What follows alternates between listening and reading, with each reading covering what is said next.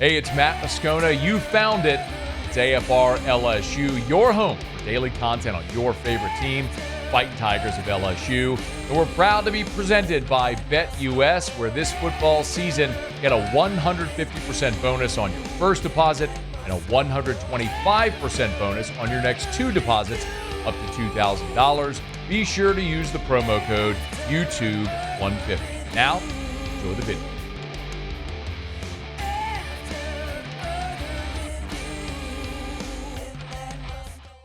Shea, how are you, man?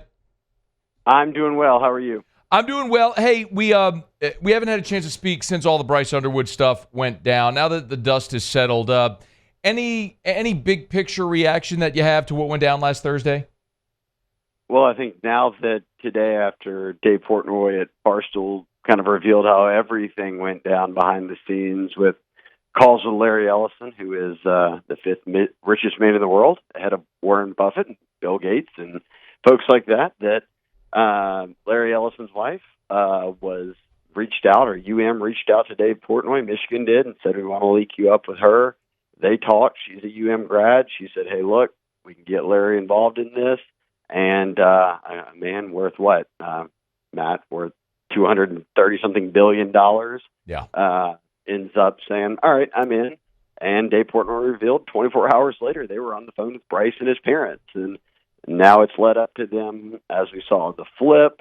The next day, immediately, Bryce has launched nearly $2,000 autographed, signed trading cards. And then Dave Portnoy announces today that Barstool will be releasing merch this week, themed with Underwood and Michigan and everything like that. So neat. I think the old your tweet, an offer you can't refuse, it certainly sounds like so. And really, Matt, I mean, look, LSU put out a very, very strong, in the old Les Miles where it's a strong offer, right? Or excuse me, the Will Wade terms, the strong ass offer. Yeah. Les Miles was the damn strong football team. Will Wade had the strong ass offer. Yeah. Well, this is a combo move of both. LSU said, hey, look, this is a good way above what anyone else on LSU's team would have made. And they weren't ever going to match. You're not going to match that. And even if you do, they're going to go up more. And then that makes you look foolish. And I almost think that when you hear all the details of it, you start to feel better about, I'm kind of, all right, that explains it. LSU wasn't beaten out in recruiting. They didn't get tricked. They just got straight up a top 5 richest man in the world decided to step into his recruitment in the 11th hour. Yeah. What are you going to do about it? We'll get right back to the video, but I want to take a quick opportunity to remind you about our partners this football season. Over at BetUS, still got that great deal, a 150% deposit bonus on your first deposit, 125% on your next two deposits, up to $2,000. Be sure to use that code YouTube150. All the info is right here on the screen. Let's go ahead and lock in our bet for LSU Oklahoma. It's this easy. You go to BetUS, you'll find that football tab, hit the drop down, we'll select college football. Here's all the lines for every game during the football weekend. We're going to scroll and we're going to find LSU against Oklahoma, Tiger Stadium, a 6 o'clock kickoff. So we're going to scroll down because it's all chronological here. We'll find LSU, who are a 6-point home favorite against the Sooners. Might want to look at the total in that one at 47. A couple of good defenses, or do you think maybe the offenses get going? I'll tell you what, LSU's not been great against the spread this year. Do like the Tigers at home, but you're going to give me Oklahoma and 6 points. Yep, field storm fade. Good spot to like LSU, but I'm going to get 6 points with Oklahoma. I'll take them. I think LSU will win the game. But let's go ahead and lock in that bet. It'll ask me to confirm. Just like that, 2 taps, and we've locked in our bet for LSU and Oklahoma. You can make your bet right now at BetUS. Be sure to use that code YouTube150 for a 150% bonus on your first deposit and 125% on your next 2 deposits up to $2,000. Go Tigers. Good luck. Enjoy the rest of the video. Well, that's a good question, though, Shea, is what do they do about it? And there's 2 questions really that I have. What is the immediate path forward? And then the other is, do you avoid recruitments like this in the future when you're setting yourself up for a potential similar situation? I think then that becomes one of those things where it's situated, like, do not recruit the best players in the country. If the number one quarterback and number one overall player says, I'm all in, I want in, I'm here. Remember, when he did this, it was at a time when Michigan fans were furious. They had no money in the collective. They were doing this, transformative, not transactional, and being very out loud about it. And he was committed to LSU and never even looking at Michigan. And then all of this happens, and he looks at them. So you can't really account for that. Now, knowing going forward, don't recruit kids that Michigan's on? Well, the same would go for Miami, Oregon, you could say Texas. But look, LSU's beaten those schools out for guys, and they've lost some guys. So we're kind of just in that era of what's next. You keep recruiting. You try to build your collective. You hope that rev share kind of does something to level the playing field a bit, though NIL will still exist in the rev share era. So they're going to have to get a grip one day on what an influencer and what they're paid is truly worth in market value, and that has no oversight right now. So it's wild, wild west. You know this, but I'm explaining this to anyone who's listening. LSU's got a top 5 class. They aren't coming for free in NIL terms, but LSU also doesn't have the endowment that some of these schools do, and some of these schools here at the end are just saying, all right, well, we'll front load you. We'll give you a ton of money right now. Y'all go do whatever you want with it. When rev share comes, well, then we'll deal with that then. But for now, it is wide open without much regulation and agents involved, and that's why we're seeing, look, Ohio State had a kid decommit today. Bama had multiple decommitments. Ohio State's had multiple decommitments. Georgia, LSU, they're coming after kind of the who's who of teams, and nobody's safe right now. Let me ask a specific question about quarterback, because Brian Kelly was asked Monday, says they plan to add a quarterback. Where do they go, Shea? If I were to guess where it ultimately ends up, I'm going to guess transfer portal, right? I mean, Brian Kelly was pretty outspoken about, hey, look, we're going to attack the portal more aggressively than we ever have before. I don't mean Nussmeier, if he comes back, needs to be replaced, but I think it does mean that you can bring true competition to a room. What happens if Nuss gets hurt? I mean, it's just about improving your team at every position, and it seems like that's what they're set to do here. Also, you're a week from signing day. There are not many kids out there who are look, when Underwood flipped that same week, 7 of the top 15 quarterbacks or 20 quarterbacks all flip schools too. So it almost feels like those dominoes are done. Now teams are starting to kick the tires of North Carolina's quarterback commit, who's a top 10 prospect at the position. And Mac Brown's firing obviously caused some people to wonder, does North Carolina keep their class together? But it's just, for me, it's so late in the game that if you were to ask me which side they end up on, I would guess that it's probably the portal side. Shea Dixon on 3, the Bengal Tiger. Y'all get him on Twitter, X at Shea Dixon. So, Shea, obviously one of the big questions, concerns that a lot of people here have had, okay, Bryce Underwood leaves. This all happens during the 3-game losing streak. Vibes are bad. Is there a Pied Piper effect with guys leaving this class?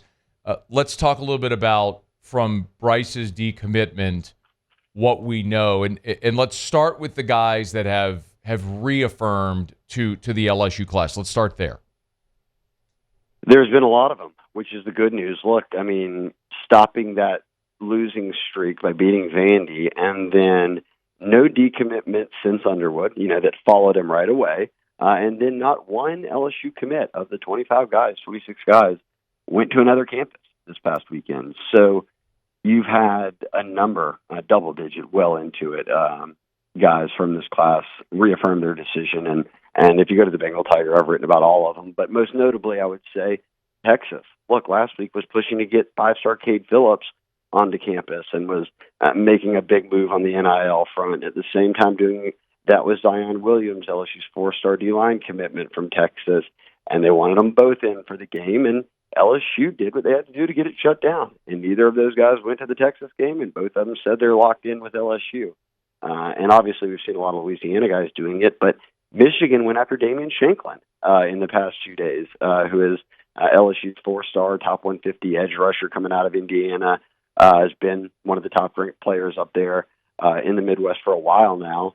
And he told me this morning, look, but I'm sticking with LSU. That's where my relationships are. That's where I feel comfortable with. And that was a big win for him because right now, when all of a sudden Michigan's collective just got really, really, really, really big, they are going for every kid that's out there. And every time I refresh something, Matt, I'm telling you, with a different team, they're saying, one of our top commits just got contacted by Michigan, and that was not something any of us would have predicted 6 months ago.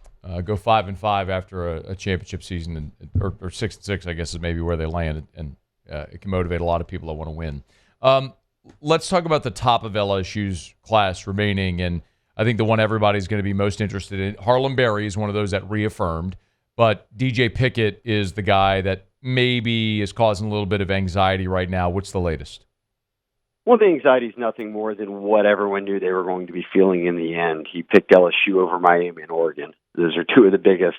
Many feel Dan Lanning has an empty checkbook that Phil Knight just gives him, and Miami obviously has deep pockets when it comes to NIL. So being a Florida kid, that worry was always that, oh man, does Miami come in here at the end and just, it's over? And look, they're pressing. They're doing everything they can, and LSU simultaneously is doing all they can to hold on to them. But, Matt, I don't know if this isn't an accurate description to the 100%, but right now it's almost like 75% of conversations that are going to be had are about NIL. Like, Corey Raymond's job's done now. Yeah. The job now you've got to almost do beyond telling a kid, hey, look, why did you commit here? It's because you want to be developed and you wanted to play with me. And that's why you even had interest in LSU, because he started that when he was at Florida recruiting him. And look, LSU's NIL presentation and all that for him is worthy of what a number one corner is. And with Underwood off the board now, you've got a little bit more to move around, and certainly Pickett is an absolute priority for them. And he's a corner, and they know he can start right away. So this is a guy that, yes, perception-wise, Matt, but just reality-wise, they have to have. They got to get him, because he is a guy who can help you for 2 to 3 years, 4 years, whatever it is, and is going to end up being a first-round draft pick, and you're trying to rebuild a corner. So it's just about holding on, and that's one more week of not just old school recruiting, but going through agents and contracts and all these different things that have never existed before now. Shea, I was told maybe a week and a half ago that there were 3 top priorities to finish the class, and it was Bryce Underwood, DJ Pickett, and Jahkeem Stewart. Well, Bryce is off the board. You just mentioned Miami and Oregon are pushing for Pickett, and Stewart's another one that's not going to have any shortage of options, and it's going to take a haul to get him. So here with 8 days before the early signing period, what can you tell us is the latest on Jahkeem Stewart? Oh, I can be the first one to tell you that I don't know. I just don't. From reclassifying, which shortens your kind of span of time that you're able to make a decision, to now being in that crunch time, he's been on a stretch of visits over about a month and a half, I would guess, that included Oregon, USC, LSU, Ohio. He's going back to Ohio State this weekend, and then next week signing day. So, that's certainly the group. We saw Michigan reoffer him after Underwood flipped to Michigan. So I think he's getting pulled in a million directions. Obviously, he's going to have a lot thrown at him here at the end, because he did reclassify, and not many D linemen are out there, DTs, to start with, or guys as versatile as him in the D line who could play a couple of positions. So when one pops up who's uncommitted, everyone's after him. So I've convinced and this is from talking to Steve Wiltfong on the national level. This is talking to the other schools involved who talk to sources around their programs.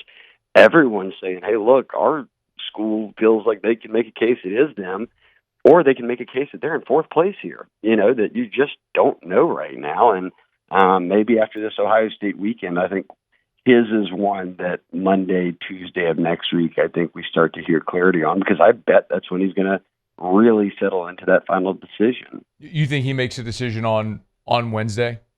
I do. I think that's what he said the plan was, so I'm going to believe that he will go through with the early signing period, which would be on Wednesday, and then enroll early, which would mean going somewhere in January. So if he's sticking to that plan, we'll know the answer here in a week. And again, for a 2026 kid to move to 2025 and then stretch out, visits, it's a lot to do. So just even from talking to those kind of close to him, I don't think he's got this one nailed down 1,000% just yet. Shea, there's a couple of other guys that are currently committed we're keeping an eye on. You mentioned Mike Tyler. Derek Meadows is getting a lot of conversation as well as to what he may do. Anything there, the latest with those two guys here 8 days out? Yeah, look, the interesting kind of, I don't know if it's a twist because this was the plan all from a month out, but Meadows is coming this weekend for a visit. So LSU will be the last team that sits down and talks with him. But we're talking about a kid who's playing out in Las Vegas, is from Michigan, is close with Underwood, has already visited Michigan again. Everyone thought he would go to Notre Dame. He's already visited them again in the past month. And now flirted with Bama a bit, but didn't visit last weekend. But they're definitely kind of in the picture because Bama's lost some receiver commitments, including five-star Caleb Cunningham. And then there's LSU, the team he committed to in July, Matt, but never visited since. So it was almost like a foregone conclusion when he started kind of visiting schools back towards close to home of, he'll probably say close to home, totally get it. Now we've got a little bit of a wrinkle here of, wait, he's going to come to LSU this final weekend, and do they end up keeping him? And the same with Mike Tyler. Will it surprise me and Mike Tyler's a tight end. He's from Columbia, South Carolina, which is obviously where the Gamecocks play. Would it surprise me if either of those guys flipped? No. I've said that I expected it. But then the wrinkle with Tyler is South Carolina's been red hot for like 2 months. He's gone to a bunch of games. He's taken an official visit there, and he still hasn't flipped. And this isn't a Bryce Underwood #1 player in the country. This is a kid who just lives in that hometown and is now being heavily courted by them. So he's still talking to LSU. Obviously, his parents still are. I mean, they committed for a reason, but I don't know how that one would go. I thought for sure a flip was coming. Now I think we have to at least continue to wait out and watch what happens here because he's still committed to LSU with a week to go. Shea, what about Solomon Thomas? If we're talking about players potentially to flip into LSU's class, Solomon Thomas, big five-star offensive lineman. He's committed to Florida State. He visited Florida 2 weeks ago. He was at LSU this past weekend. How did the visit go, and what's the temperature there for Solomon Thomas? Yeah, that early on, everyone was trying to get, and he's been to campus probably 4 or 5 times, but everyone was on Solomon Thomas, and he committed to FSU. And as everyone continued to push, he was really, really outspoken about, I'm sticking, and they were losing every game. And he was like, I'm sticking, I'm good. Then they fired their O-line coach, and he even said, hey, look, I still love FSU, but Atkins was my recruiter, so I'm going to go take a couple of visits, and those were Florida a week ago, LSU this past weekend. We'll see what he's up to this week, but he is certainly in play. I've always thought he would stick with FSU. If he doesn't, Florida feels pretty good about it just because it's in the Sunshine State. It's not far from home for him. He could still have family around, but we've seen Brad Davis pull off flips late with O-linemen, and every cycle so far, including Weston Davis, a 5-star a year ago, followed by Cohen Eccles, like right before signing day, who will probably be your next starting center. I still just think that I'm a little far out to call that one. I would put the focus on the good news here, which was the reality of what it had to be. The #1 O-lineman in Mississippi is Tyler Miller. He's committed to LSU. The #1 O-lineman in Arkansas is Karius Kern. He's committed to LSU. Both those guys are top 10 interior offensive linemen in the country. Kern's the #2 interior offensive lineman in the country. You got to lock those guys in, and I've talked to both of them. Or I would say I'll talk to Tyler's mom and then Karius's camp. Both of them are locked in. Both said we're good to go. Both said they're signing next week, and both are going to be on campus this weekend. So I think more than anything, people will want to talk about, let's not talk Underwood anymore. Let's hope Pickett doesn't flip, which is kind of where I think the conversation should then go from there is, you've got a great class. The focus should be on holding on to those guys. And if you're able to do it, Pickett included, obviously, next Wednesday's the day for celebration, even with the gut punch that was Underwood, because they have put together a class that addresses a lot of needs. And because of that, you can go in the portal, know what you need to get. They seem, as Brian Kelly very kind of boldly said, that they've got a plan. They feel very great about it. And they're going to be impact players. So the goal is getting more talent on this roster. Getting to next week's signing day by holding on to the big pieces in this class is going to be key. One quick follow-up and we'll wrap, Shea. You mentioned Tyler Miller. Last week when we spoke, it kind of sounded like there was a feeling that he may venture back toward one of the Mississippi schools, Ole Miss or Mississippi State. LSU feels solidly now about Miller. Something's changed in the last week? I don't know if they ever did, and I think that Ole Miss really ramped up their efforts. And look, this is happening with kids in every class, but LSU's got a top 5 class, so guys are going, they're talented. Naturally, teams want to come after them. But I think Ole Miss they don't have a commitment from either of the top offensive linemen in the state, and they went back after Miller, and LSU just buckled in and ended up getting conversations with the family to the point where, hey, look, okay, we're good with the commitment. We're sticking with it. We've stuck with it this long. Let's go ahead and get it across the finish line. So for all the panicking of, is LSU just going to let these teams come in and take everybody? We've seen very clear evidence in the past week, even before and after Underwood, that that's not the case, that teams like Texas and Ole Miss and others have tried.